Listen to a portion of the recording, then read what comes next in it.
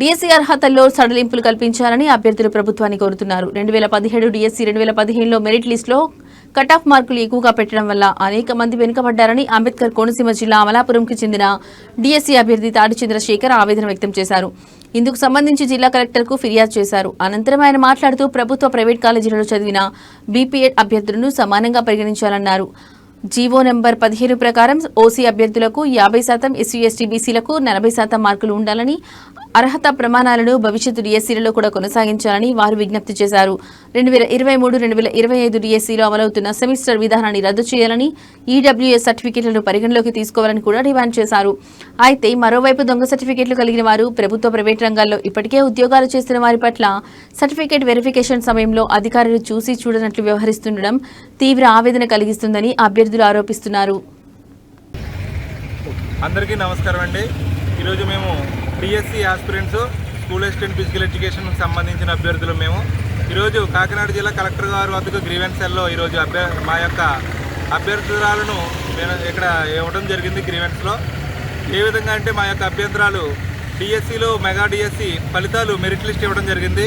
మెరిట్లో ఉన్న భాగంగా గత 4 రోజుల కిందట వెరిఫికేషన్కి చాలామందికి కాల్ లెటర్స్ అంది వాటిని వెరిఫికేషన్ చేయడం జరిగింది.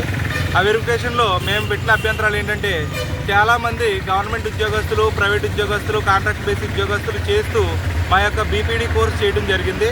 ఆ యొక్క కోర్స్ అనేది రెగ్యులర్గా చేయవలసిన కోర్సు.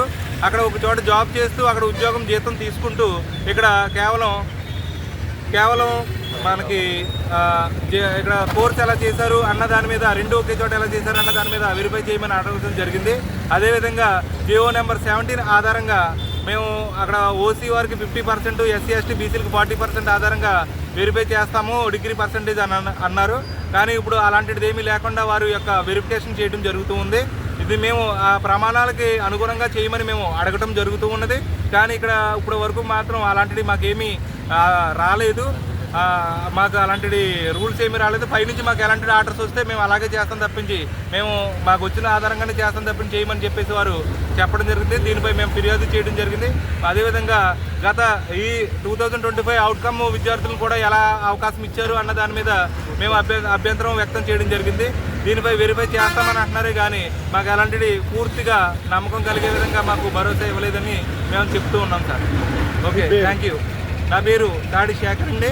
మాది అంబేద్కర్ కోనసీమ జిల్లా అమలాపురం, ఉమ్మడి తూర్పుగోదావరి జిల్లాకు వస్తారు. మాది డిఎస్సీ అనేది ఉమ్మడి తూర్పుగోదావరి జిల్లాలోనే తీస్తున్నారు కాబట్టి దాన్ని బట్టి థ్యాంక్ యూ. క్యాండిడేట్ నేను డిఎస్సీ ఆస్పిరెంట్.